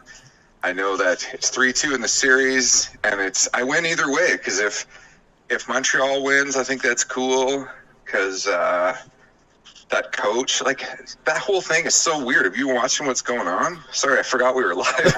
Yeah, we're live. Hey, let me tell you all about this. Oh my God. All right, listen. What do you call a lost wolf? A lost wolf. What do you call a lost wolf? A werewolf? Yeah, no, you've said this already, and I've posted this already. Oh, okay, well, for other people that didn't know, now they know a lost wolf is a werewolf. All right, now you got to give me a better one. A better one than that? Yeah. Okay. Well, I can tell you what I've been reading about lately. What have you been reading about? The new job of the Secret Service, right? The Secret Service has got way more, they've got lots of stuff to deal with these days, right? So, and old Tronald over there is, he's probably, amassed a few people that don't like him. So, or it might be trouble. So they've got to come up with really specific instructions of what to do if there's a problem, right? Okay. So now they're saying, listen, oh fuck, did I forget the punchline of this? So they're saying, okay, next time there's a problem, this is a terrible joke. Yeah. No, it's not done yet. Next time they're gonna say they're not gonna say they got Tronald and they said, listen, they sat him down and said, okay, here's the new thing, right? If something happens, we're not gonna say get down, because we don't want you to start dancing or something and get confused. We're not gonna yell we're just gonna say, Donald, duck.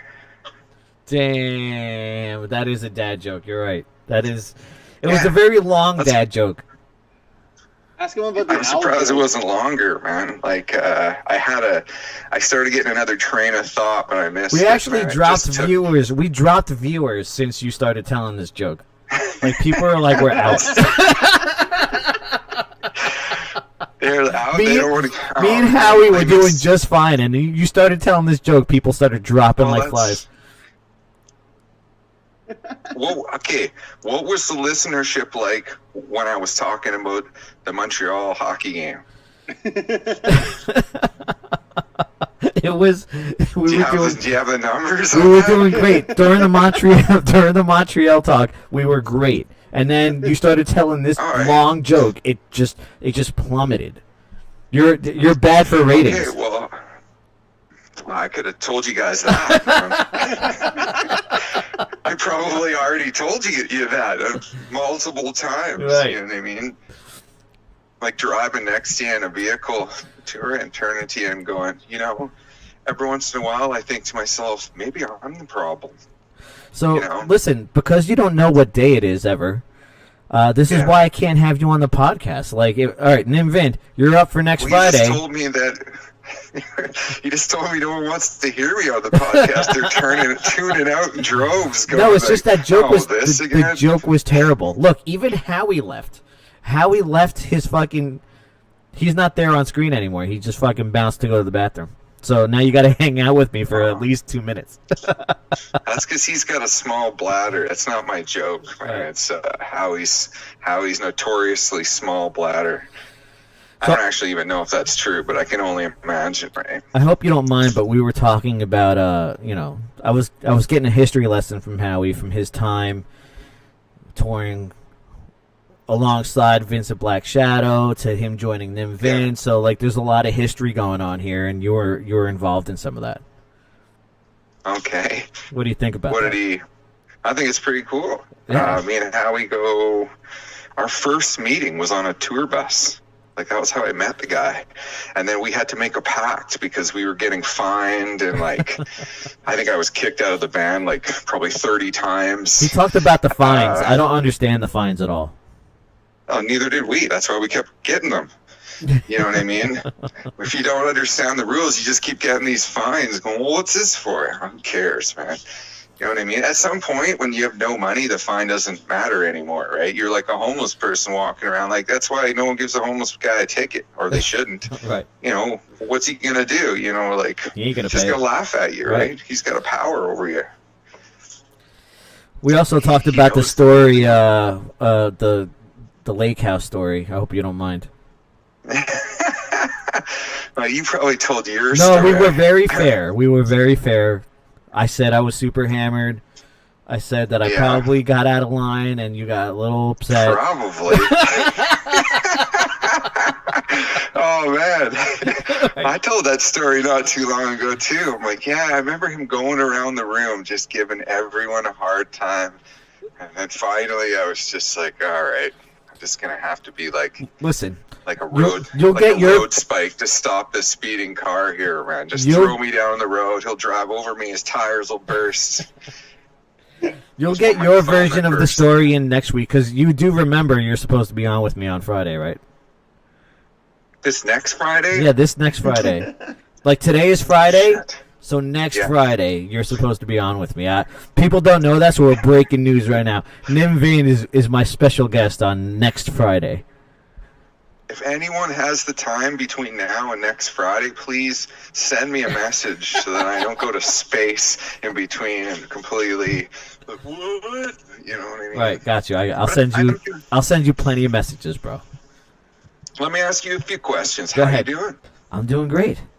Me and Howie That's good. are drinking on Blackout Friday. You know, I gotta say that I didn't know. For people listening, I don't drink, but when I heard there was Wayne Gretzky beer, I really wanted to start drinking right at that moment. Because I'm like, man, there's Wayne Gretzky beer. I mean, that might have influenced if I was quitting that day and I had made up my mind to be like, listen, I'm quitting drinking. And then you said, hey, there's Wayne Gretzky beer that just came out. That would probably been a deal breaker. I would have been, well, I can't quit now. You know what I mean? There's Gretzky's got a beer out. That's totally awesome. Someone was telling me You're there's a Wendell Clark whiskey. Oh, if there's a Wayne Gretzky beer, there's got to be a Wendell Clark whiskey. I mean, when you go to Toronto, it's like a different. We don't even pretty much live in Canada and Right. BC. Like we do, but like Toronto is Canada. That's Right. where hockey. It's like it's the epicenter of hockey. It's where they're playing this playoffs right now. Yeah. And what I was going to say before was My team's have you not seen in how it weird anymore, it is? by the way. Pardon? My team's not in it anymore. Yeah, unfortunately, yeah. That's what they realized with your team, that Panarin just couldn't do it all himself. So we got the number one pick instead. Yeah, that's some good dice. Right. Yeah, those things that lottery is suspect to me, man. Sometimes Like, those balls are weighted, just like mine. they gotta be, because the same like 4 teams seem to win it all the time. Oh, look, it's the Edmonton Oilers again. You know what I mean? Right. How many times can we give you guys the top pick and you still lose? Come on. Listen to me. This is not your podcast, so you can talk Okay, all this sorry. shit next week. I just wanted a fucking dad joke, and you told me the longest dad joke I've ever fucking heard. Can you at least give me a quick shoot one? Can you get me one that snaps? A quick snapper. Okay. What does the Atlantic Ocean say to the Pacific Ocean? What does it say? It doesn't say much. It usually just waves. There you go, everybody. There you go. Howie, how you doing? Are you still on the broadcast, or do you see a butterfly wander away? Yeah, can you hear me? He can't hear you, but yes, Howie can hear you. He hears everything you say. Tell him that like the Wayne Gretzky beer tastes like shit. He says the Wayne Gretzky beer tastes like shit. You're not missing nothing. So, well, sorry to disappoint you. Listen, they probably didn't have a big budget. It's can't, I mean, it's Wayne they're out Gretzky, there. bro. Yeah, well, maybe Wayne was just like, listen, I'm gonna do this on the cheap end. Right. Let's just get ourselves a bucket of barley, put some water in there, shake her up, and send her out. Just give her. Some Just go ahead and give her. just give her. Totally, just shake her up and give her. Canadians will understand. A little Get bit of out there. carbonation, a little bit of barley. We're good. Yeah, just put some hard work in there too. You know what I mean? Let's get some hard work. Let's get some barley. Let's give her. Perfect. And then let's kill them with kindness. I love it. Yeah. Chris, I can't wait to have you on Friday. I got a whole list of things to talk to you about. Cool, man. I can't wait to talk about all of them. Awesome. Thank you very much, everybody. I'm hanging up on you now, Chris. Everybody, that was Chris Niven with the dad joke of the week. It was pretty awesome though, because it gave me a chance to hit the can and Right? Yeah, you said you had the smallest bladder in the world, which I disagree with. Adam has the smallest bladder in the world. Well, yeah, I don't know. You got to go like every couple hours, and Man, that guy cracks me up, man. I'm tearing up right now. dude, he's That could be because I'm hilarious. drunk, though. So, cheers to that. No. He's well, cheers to that, definitely. But he's always legitimately hilarious. Like that guy he's just awesome. Yeah. Someone wrote on the chat, "I'm a giver till my liver gives out, then I'm a giver again." Attaboy. Yeah, I want to do a shot. I want to do like a booby shot because like I got this thing and I haven't used it yet. So. Yeah, huh?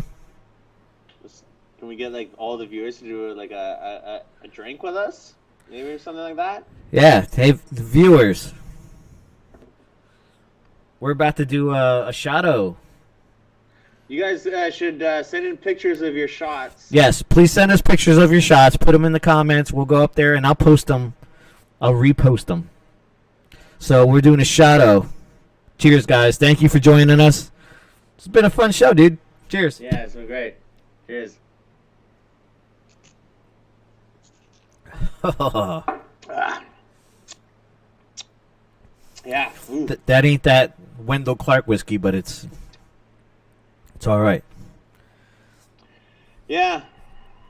I know you hate Beam, but it definitely feels a lot better than Canadian Club. It's got that nutty taste. I don't like that nutty taste of Jim Beam. I don't mind the nutty taste of Jim Beam. I was gonna get some Bullet, but Bullet's like $60 out here, so it's like fuck, man. Damn.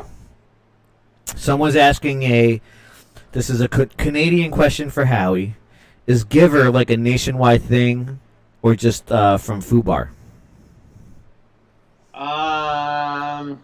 Yeah, it's nationwide.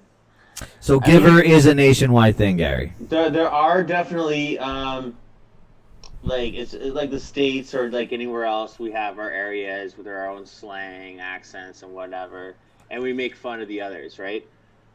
But Giver's kind of a whole thing. So where's if you were gonna describe where this is from, tell me. Are you just out for a rip, are you, bud? That's Ontario. That's like small town Ontario. Like, have you guys ever seen Letterkenny? It's like Letterkenny. Yeah. Okay. Yeah. And do they all say dart? Yeah. Go for darts. Go for a dart in the. Is park. that a nationwide thing? Dart? No. That's like. That's Ontario again. Yeah.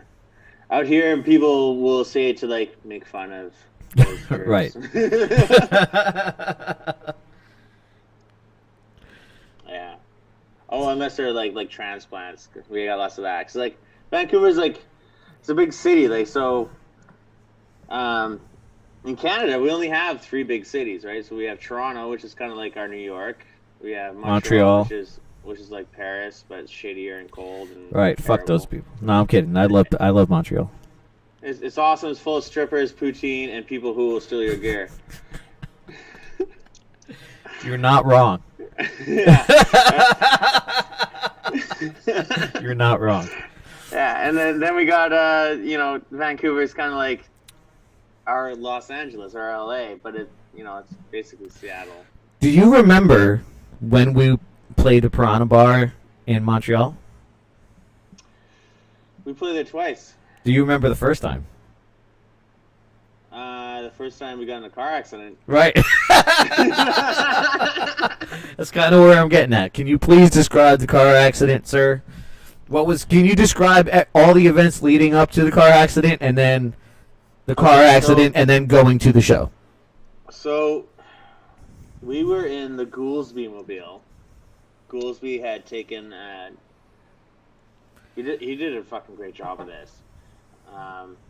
He took like a 2-ton commercial truck and turned it into a tour vehicle with bunks, room for gear. It's like super badass. And we were driving from our Toronto show to our Montreal. Was it? No. Yeah. Was it actually a Toronto show? It was in the area. We were playing in Ontario somewhere because we did like Kitchener. We did a whole bunch of things near Toronto. Yeah, I don't think actually we played Toronto. We were crossing through. Right. We were crossing through, and I was in the back. Adam was sleeping, but basically, was he sleeping on the top? Yeah, he was sleeping on the top. So basically, what happened? Like I was in the back. It was Ghouls and Nim in the front, but apparently somebody's car stalled or someone had like a panic. I don't know what to do moment. So they pumped they just pounded on the brakes. They just hammered on it, yeah. Yeah, just in the middle of fucking nowhere. So Ghouls is driving and he's like, "Fuck. Well, what can I do to like not rear end this girl? I'm gonna swerve into the fucking right lane." So he did that, and then there was a fucking a semi just like fucking hammering down, and the semi fucking was doing his best to not hit us, and so he swerved off to the right as well. He did hit us, and we ended up fucking hitting a light post. How fast? At what speed would you say? I don't know. I was in the back, but basically it was. Did you like jolt forward? Because I know back there is no seatbelts. Well, yeah, there's no seatbelts. Yeah. I was asleep, actually. Damn. I woke up to this, and so did Adam. So that's why I'm not the best later. But basically, because I've been check it out. I've been on that top bunk before, and when he stops super short, people have flown off that top bunk. So if it was like a drastic stop or drastic crash, like Adam would have flown the fuck out of there. Yeah, well he did, but like I've had that before Right. on the tour bus. Like I used to be top bunk on a tour bus, and like just fucking turning hard corners, I'd fall out of my bunk. Damn. Just, like, fall down to the ground. I used to sleep naked when I was in Biff Naked, or not Biff Naked, sorry, Brit Black. So that I would piss off fucking my singer. She would be across from me, and so I'd have the curtain open so that she'd wake up and just see my butt. Dude, people see your butt even if your pants are on. I just like to taunt, just whatever. It's all out of love. But yeah. So I was adjusted awake. He was. Adam was adjusted awake. I don't think he went flying, but yeah, he was next Right. to me after that. Damn. And I know that Chris came close to losing his life. I know that the front end of the fucking the tractor, the semi, was destroyed, and we had to wait around for 4 hours for the cops to come. And we were worried Goolsby's fucking tour fucking machine was all right. That thing was like in perfect condition. he built a tank. Right. That thing is fucking awesome. Oh yeah, it was awesome. Yeah. So it's like there's no. And it's made it on other tours. Like he. Yeah, dude, that thing is the ultimate tour fucking machine. Right. That is what you want. Because like that thing was it survived a fucking altercation with a semi. Yeah. You know, the semi was fucked up. That was written off. The semi's written off. Really? Well, I would imagine so. Dude, it was fucking crumpled as shit. Wow, damn. And you guys still made it to the show. We were able to drive away. That semi was not able to drive away. But yeah, we had to drive. But they gave you a problem, no? Like, they were like. No. Well, I'll get to that. All right. So first we're sitting around waiting because the driver of the semi is like, okay, well, we have to wait for the fucking police to get here. We can't just exchange fucking insurance and information. And it's like, shit, dude. We're in fucking Southern Ontario. This is the lowest like priority for the cops here. Yeah. They're gonna take forever to come here. So we were waiting there for like 4 hours, and already you guys were in Montreal, and you're like, "What's going on? What's going on, guys? Are you guys okay?" Yeah, like, you guys were okay. still at the accident scene, and we're already in Montreal. You guys were in Montreal. And it wasn't a short drive. It was like a 5-hour drive. Yeah, it's not far, or is this not short? It's actually I think it's 6 hours. Yeah. But yeah. So, yeah. So we're there for like a while. Eventually, the guy let us go, and so then we're just like fucking burning it like a bat out of hell. And we were calling you every hour, like, where you guys at? Because wait a second. Is this the same day as the day that when we got busted by? So I don't know if in the States you guys have like a leg of the police that does commercial vehicles. not like that. I know what you're talking about, but not like that. So Yeah, because it's like in Canada, I think that was the same day. Yeah, so I think it was the same day. So in Canada we have the CVSE, which is like a state trooper, but only deals with commercial vehicles, Right? the big trucks. Yeah. I think it was the same day. It was the same day. So after we leave the fucking accident, we're driving away, and we got caught by a CVSE who's like, "Hey, pull over, fucking pull over." You guys are like 3 pounds over the limit. Well, hold on. Go ahead. So we're like, okay, all right. So we pull over with this fucking CVSE with commercial vehicle cop. Weighs us, and it's like, okay, well, yeah. How does he weigh you? I don't understand how that happens. I guess he laid down sensors or something and drove Sensors over. where? I don't know. It's in the back. So This sounds fucking shady to me. This is why it doesn't happen in America, because it sounds like the liability of it wouldn't hold up in any fucking court. Oh, they weighed my truck without weighing my fucking truck. We don't do that here. So. That's what I'm saying. That's why it wouldn't hold up here. Like, they weighed our truck and said it was over the limit. Nah, dude. You didn't weigh my truck because you don't have anything to weigh my truck with. You had these fucking pads that I rolled over. That's not weighing my truck. I guess it was something. So basically it was enough that he was like, well, I guess to go along with that, after that he was like, okay, well, you're over the limit. And Goolsby was like, look, this is not a commercial vehicle. It's not registered as a commercial vehicle. Right. This doesn't register. So basically, none of this shit means anything. Right. Yeah. And they tried so hard. I know they did. I know they tried everything. Yeah. So they fought so much hard and good at it, and dude, it was fucking hilarious. So the cop, the CV, well, he's not a cop. He's not a real cop. Right. He grabs the CVSC or whatever, the fucking jokester. So they're not real. So hold on. They're not real cops? Not in my eyes. Right. They're enforcement officers. They don't. I don't think they carry guns, and they can't bust people for crimes. They're just enforcement for. Right. Bullshit.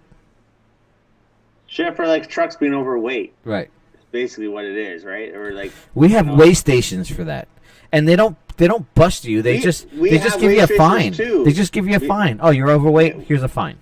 We have weigh stations too, but it's like it's basically to make more money. Yeah, they Right. bust you, right? Because people can skip the weigh station. Yeah.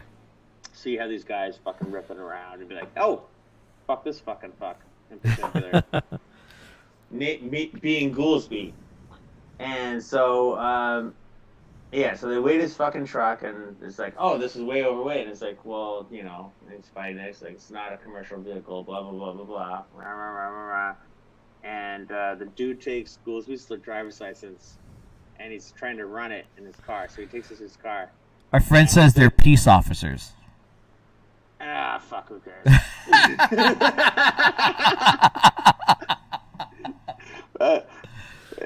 Let me finish the story. So he's running at the fucking, running Goolsby's driver's license, and it's like, okay, Appalachian Fine Fire, spooky as shit. All right, drives good, but he's gone for a long time. Like, what's going on? Oh, is this where he dropped Goolsby's license? Yes, it is.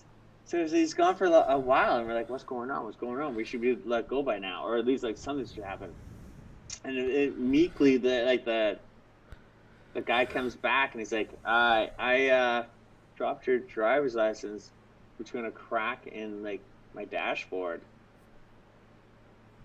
And Ghouls, being a nice dude was there, he's like, oh shit, well I got some tools and I'll come help you out. Hey, quiet it down over there, lady. Dude, it's kind of like sounded like someone's like trying to like bust through my door. Really? Yeah, what's going on? Anyways, so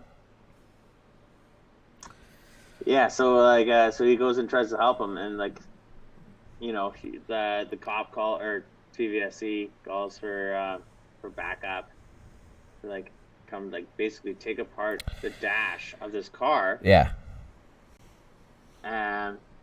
Goolsby fishes it out, and embarrassed with his fucking little long fucking vampire fucking fingers. He's just like, those Appalachian vampire fingers. Yeah. That's why he's so good at bass. He's got those fucking things. Dude, it's so good. So he's just like meekly. They're just like, okay, go. Let's get the fuck out of here before the other cops get here. That was ridiculous. So, dude, it was insane. And we showed up and after that we were just like fucking diamond. Yeah, we gotta go. To fucking Montreal.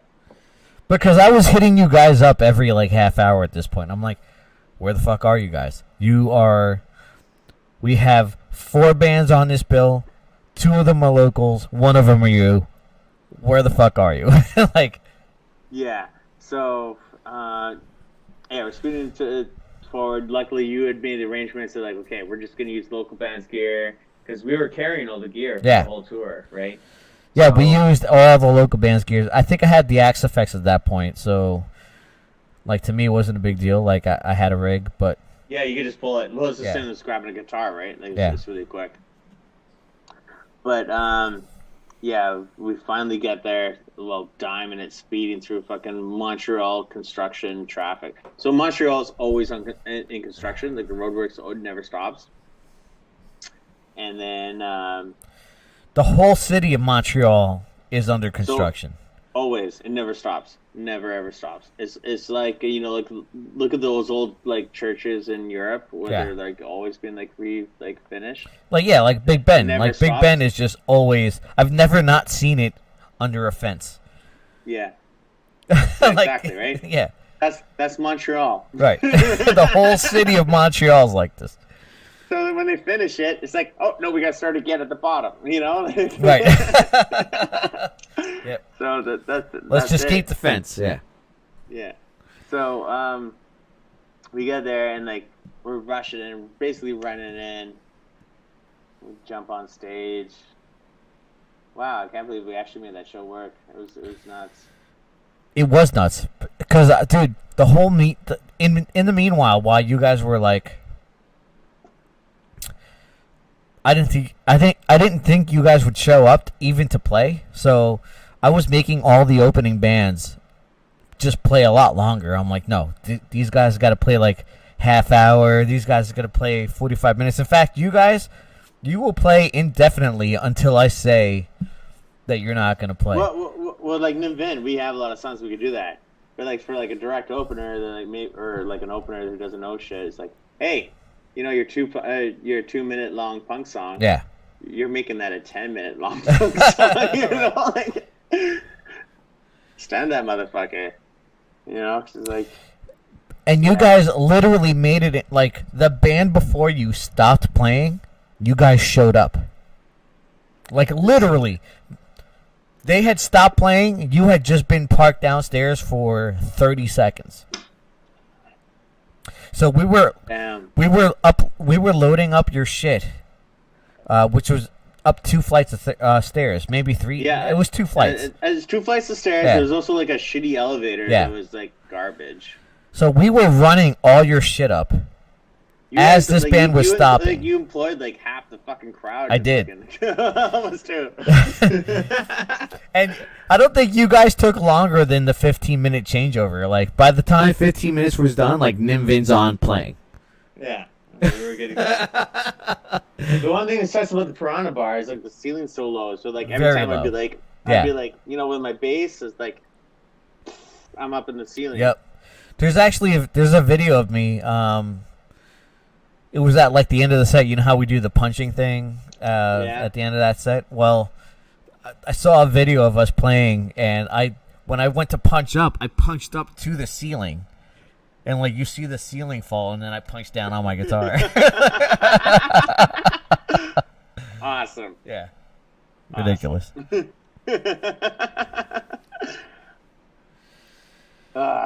Yeah, that was a fun show. Montreal's a good city. It's a fun city. Yeah. You gotta watch your gear there, and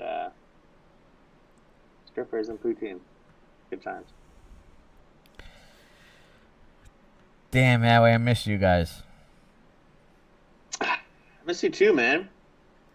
I can't wait for this like whole like pandemic thing to be over, and like we can all just like hang out and like tour together. Yeah, I'm ready to fucking play, dude. Dude, that is the thing. Like, when this shit is over, like, I think everyone is gonna be ferocious. Yeah. Like, fans want to see music. Me as a fan, I want to see music. I'm fucking dying to go to a show.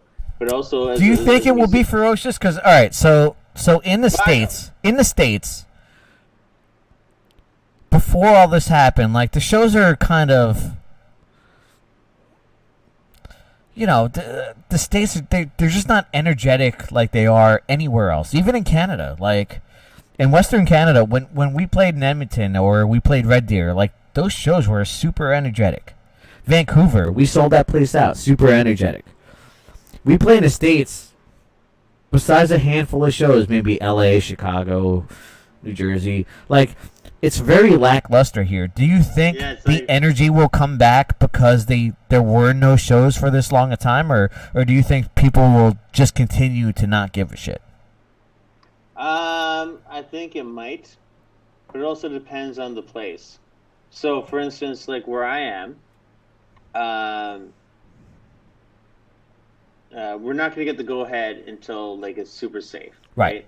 So it's not gonna be like some places I know will be like, okay, well we can open up, and people might be like apprehensive about it. So like, you'll get a few people going out, but not everybody. Right.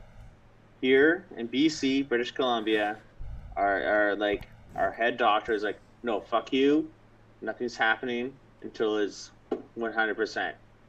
So here, people are like gonna be like, holy fuck.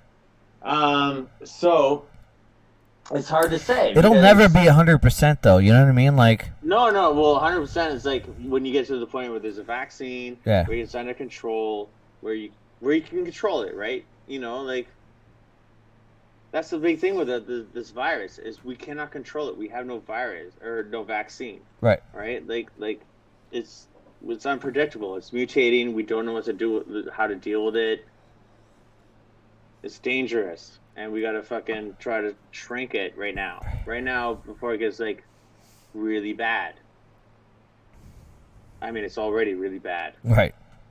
Yeah, but like it's actually not as bad as people thought it would be. Because like the projections when this first hit the States were like 500,000 deaths to 1 million deaths in the U.S.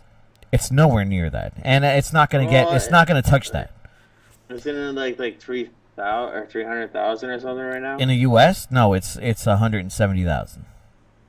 Which to me is like, listen, there's over 300 million motherfuckers in this place. You know what I mean? Like, well, I still think it's a lot of people to. Yeah, and listen, I'm being mindful. It's not that like I'm not being mindful because I don't think that's a lot of people. It's just, listen, man. There's sometimes like think about all the small businesses that are closing, and everyone's. Yeah, you know what? I think of it as this: the whole entire fucking world closed because of a virus. Because of how scary it is. That means it's something that's serious enough that we should pay attention to, and we should be mindful of it, and let the important people who know like what's going on, let them do their fucking work. Right. And it sucks for us because like we are the people who suffer the most. Yeah. As musicians, as entertainers, and my other side as a stagehand, like as long as there's no live events, we make no money. No zero very money, little, dude. very little. Yeah. I'm sitting here with my dick in my hand, and like my landlord's asking for rent, and it's like, okay, well, what am I gonna do, right? Actually, well, Canada's been pretty good for that. Actually, we had a really good support system put in place. But I think when things finally open up again, and like there's a full okay, and everyone has like the green light, not just like a half-assed, but like 100% green light, people are going to be voracious. They're you think so? They're going to want shit. I hope so, man. I hope so, because the U.S. was lackluster. And you know that as a fact. We would go to South America. We would go to Europe. Those fans are rabid. They just love the arts. They appreciate the arts. In America, they don't give a fuck. Because there's all sorts of shits happening. They're either playing video games or they're watching NBA, any professional sports league, or they don't want to leave their house. They're watching Netflix. There's so much entertainment that they refuse to leave the fucking house. So it's like I look at Nimvin, okay? So Nimvin's not very popular in Vancouver, but we draw pretty fucking great in Europe. You got to go where your fans are. You serve your target market. So like, if the United States is not down to have shows and whatever, and to party, and to party, you go to the places that are right. You go where people want to see your shit and want to see you, and that's it. And that's it. If they're gonna miss out on it, they're gonna miss out on it, and that's simple business, right? Like. And that's where we'll end tonight. But, Howie, I'll have you back on. Next Friday, we're going to have Nimvind on. And, yeah, man, it's been fun, dude. Thank you. Great.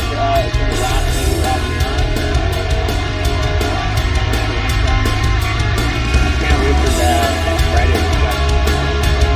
Fuck yeah, dude.